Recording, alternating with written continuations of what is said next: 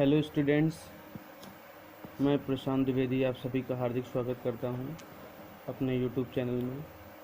आज हम पढ़ेंगे रसायन विज्ञान के कुछ मूलभूत सिद्धांत जो कि हमारी पाठ्यपुस्तक कक्षा 11 के किताब से लिया गया है। आज हम रसायन विज्ञान की परिभाषा और उसके उदय संक्षिप्त इतिहास के बारे में उसका अध्ययन करेंगे। सबसे पहले देखते हैं रसायन विज्ञान की परिभाषा।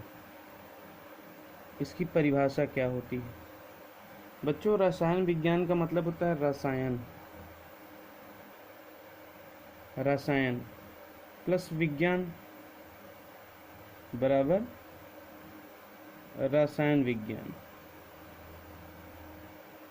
सबसे पहले हम विज्ञान की परिभाषा देखते हैं। विज्ञान बच्चों, विज्ञान क्या होता है?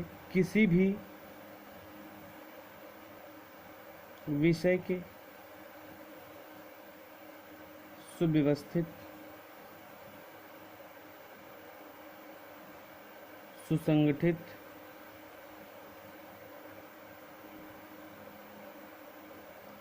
तथा क्रमबद्ध ज्ञान को विज्ञान कहते हैं। मतलब सुव्यवस्थित, सुव्यवस्थित मतलब एक प्रकार से व्यवस्थित, सुसंगठित, उसका संगठन हो समान मात्रा में, तथा क्रमबद्ध, वो कैसा हो? क्रमबद्ध हो, लेयर बाय लेयर। जैसे स्टार्टिंग किसी भी चीज़ से लीजिए, कोई पदार्थ, सबसे पहले सब परमाणुविक कण, इससे क्या बनता है? परमाणु। इससे क्या बनता है? अणु। अणु मिलकर क्या बनाते हैं? पदार्थ। पदार्थ की कई अवस्थाएं होती हैं, मतलब क्रमबद्ध तरीके से, है ना। अब इस विज्ञान की शाखाएं अलग अलग हैं। जैसे मूलभूत तरीके से हम 3 पढ़ते हैं: रसायन विज्ञान, भौतिक विज्ञान और वनस्पति। ठीक, कदाचित ये भी पढ़ लेते हैं जीव विज्ञान या फिर जंतु विज्ञान या प्राणी विज्ञान। ठीक, अलग अलग भाषाओं में। अगर हम देखें तो रसायन विज्ञान के बारे में, इनको अगर हम बांटना चाहें तो भौतिक विज्ञान सबसे पहले क्या है? भौतिक, जैसे मेज, कुर्सी, लकड़ी, ये सब क्या है? भौतिक विज्ञान का एक उदाहरण है। ठीक, वनस्पति, जिसे इसमें लकड़ी और लेना चाहें तो बेड। ठीक, वनस्पति में जैसे ऊतक,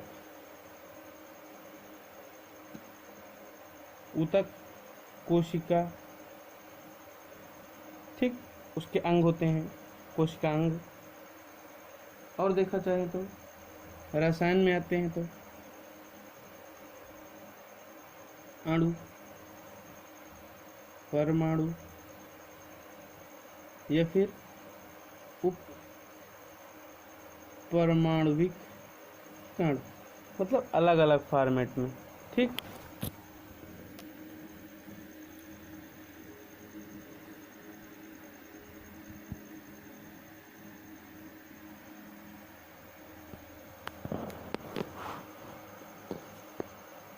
सब कैसे फॉर्मेट में हो? अलग अलग फॉर्मेट में। चलिए उसके बाद देखते हैं तो रसायन विज्ञान की परिभाषा क्या होती है कि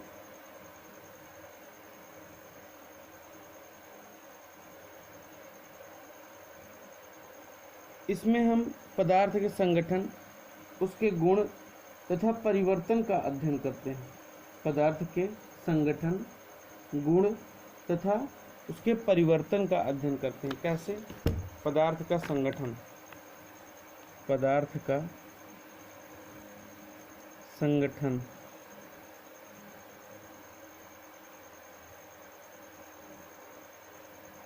संगठन यानी कॉम्पोजिशन, संगठन यानी कॉम्पोजिशन, ठीक। संगठित करना मतलब एकत्रित करना, ठीक है। संगठन हो गया। गुण यानी प्रॉपर्टीज, ठीक। गुण कैसा उसका, गहन गुण है कि विस्तीर्ण गुण है कि भौतिक गुण है कि रासायनिक गुण है, कैसे गुण है, गुण का पता लगाते हैं, ठीक है। परिवर्तन यानी चेंजेस, फिजिकल चेंज है कि केमिकल चेंज है, कैसा चेंज है, चेंज देखते हैं, ठीक है। चलिए सबसे पहले आज हम देखते हैं इसका उदय कहाँ से हुआ, संस्कृत का, सॉरी केमिस्ट्री का। रसायन विज्ञान को अंग्रेजी में क्या कहते हैं? केमिस्ट्री, ठीक। तो इस शब्द की उत्पत्ति कीमिया से हुई है। कीमिया क्या है? प्राचीन काल की मिस्र की एक भाषा है जिसमें इसे कीमिया कहा गया है, ठीक। चूंकि रसायन विज्ञान का उदय सबसे पहले मिस्र में हुआ, अतः इसे केमिस्ट्री का उपयोग किया गया। इसके लिए क्या उपयोग किया गया? केमिस्ट्री। क्या उपयोग किया गया? केमिस्ट्री, ठीक। चलिए अब पढ़ते हैं क्या इसकी शाखाएं। रसायन विज्ञान की शाखाएं, ठीक। शाखाएं क्या क्या हैं इसकी? तो जैसा कि अगर देखा जाए तो इसे हम दो प्रकार से बांट सकते हैं। कितने प्रकार से? दो प्रकार से। पहला कौन सा? सैद्धांतिक रसायन,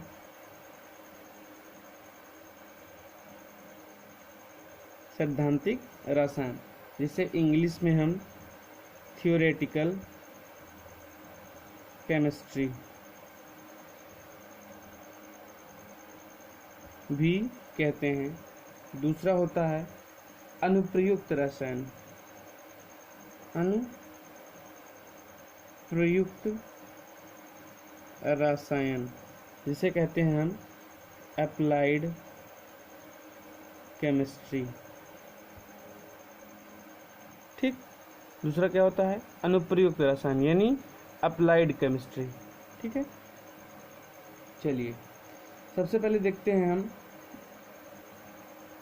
इसमें ए पॉइंट कार्बनिक रसायन। ये अलग अलग डिफरेंट इसके पार्ट्स हैं। इसके मेन दो ब्रांचेस होती हैं, थ्योरेटिकल केमिस्ट्री और अप्लाइड केमिस्ट्री। अब हम जो देख रहे हैं ये क्या है? इसके डिफरेंट पार्ट्स हैं जो हम नॉर्मली पढ़ते हैं, जैसे ऑर्गेनिक केमिस्ट्री,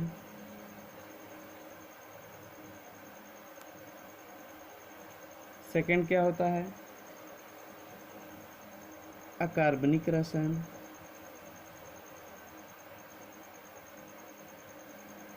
यानी इनऑर्गेनिक केमिस्ट्री,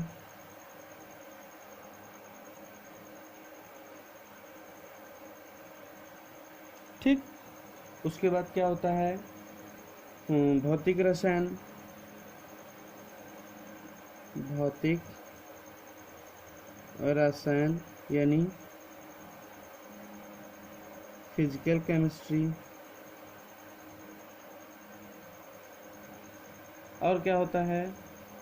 एक और होता है, ज़्यादातर लोग नहीं जानते हैं, विश्लेषक रसायन। क्या होता है? विश्लेषक रसायन यानी एनालिटिकल केमिस्ट्री, एनालिटिकल केमिस्ट्री, ठीक। ये चार प्रकार की होती है। जैसे ऑर्गेनिक में क्या होता है? हम कार्बन से बने जितने भी यौगिक हैं उनके बारे में पढ़ते हैं। क्या करते हैं? कार्बन से जुड़े जितने भी यौगिक हैं उनके बारे में हम अध्ययन करते हैं, जैसे हाइड्रोकार्बन्स भी कहते हैं, ठीक। अकार्बनिक रसायन में क्या करते हैं? अकार्बनिक रसायन कार्बनिक रसायन का विलोम शब्द है। ठीक। इसमें कार्बनिक कंपाउंड को छोड़ करके जितने भी कंपाउंड्स हमारे बनते हैं सबको हम उसकी स्टडी करते हैं। ठीक। फिजिकल में, केमिस्ट्री में क्या करते हैं, इसमें हम कार्बनिक यानी ऑर्गेनिक एंड इनऑर्गेनिक दोनों के कंपाउंड्स एक साथ मिलाकर मिक्स करके उसमें पढ़ते हैं। ठीक। और एनालिटिकल में क्या होता है, एनालिटिकल में इसमें हम गुणात्मक तथा मात्रात्मक विश्लेषण के अध्ययन पर आधारित इसके जितने भी प्रयोगशाला में प्रयुक्त होने वाले नियम होते हैं या उनके अनुप्रयोग होते हैं, अप्लाइड केमिस्ट्री के जितने भी सिस्टम्स होते हैं, सिम्टम्स होते हैं, उनके बारे में हम पढ़ते हैं।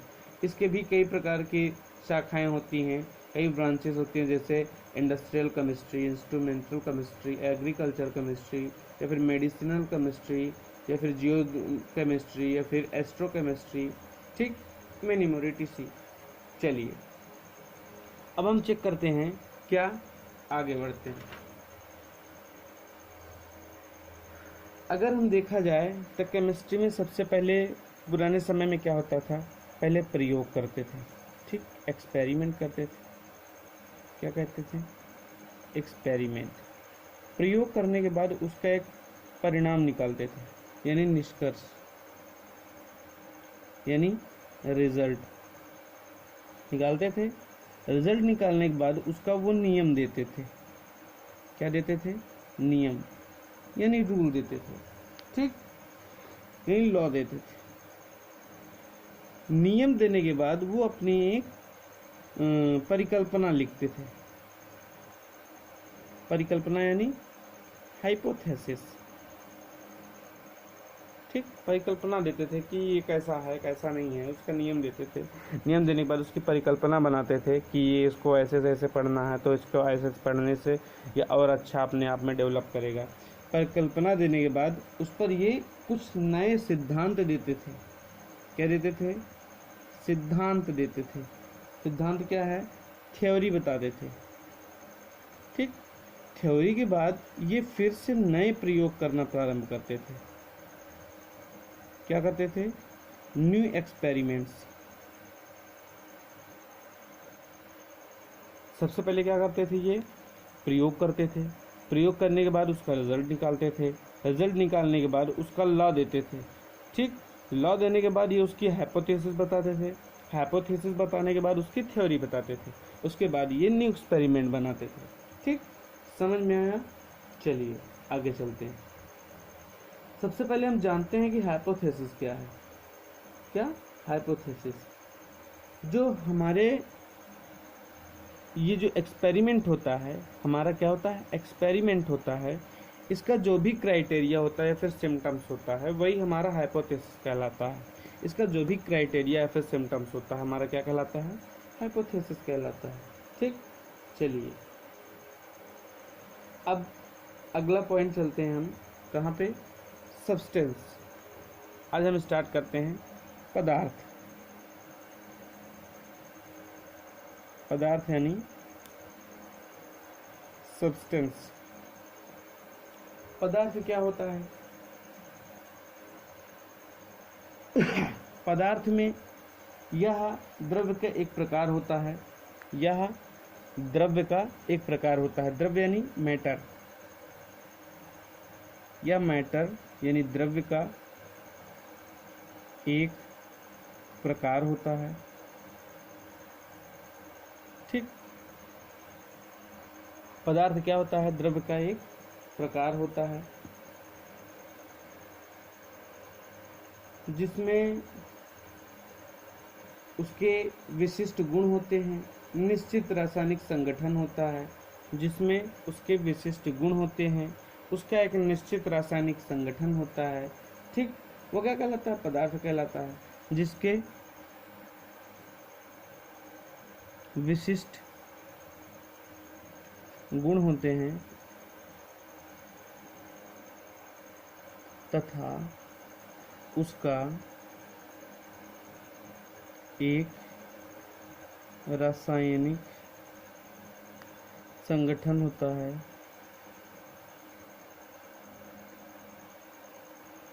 पदार्थ कहलाता है। ठीक, क्या कहलाता है वो?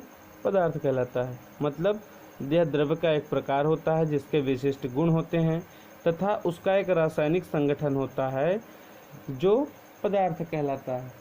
अगर उसको इंग्लिश के फॉर्म में देखा जाए तो a form of matter having distinct properties and definite composition is called the substance. A form of matter having distinct properties and definite composition is called substance. ठीक, याद रखना बच्चों, कोई भी पदार्थ शुद्ध नहीं होता, कोई भी पदार्थ 100% प्योर नहीं होता है, उसमें कोई न कोई अशुद्धियाँ सदैव होती हैं, जरूर होती हैं। ठीक, पदार्थ की जो भी प्रॉपर्टीज होती है वो दो प्रकार की होती है। प्रॉपर्टीज कैसे होती है इसकी? गुण, यानी प्रॉपर्टीज दो प्रकार की होती है। एक होती है गहन गुण, एक होती है विस्तीर्ण गुण। गहन गुण को इंग्लिश में क्या कहते हैं हम? Intensive properties. इंटेंसिव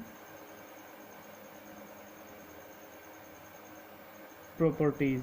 विस्तीर्ण गुण को एक्सटेंसिव प्रॉपर्टीज क्या कहते हैं? Extensive properties. ठीक, चलिए गहन गुण क्या होता है?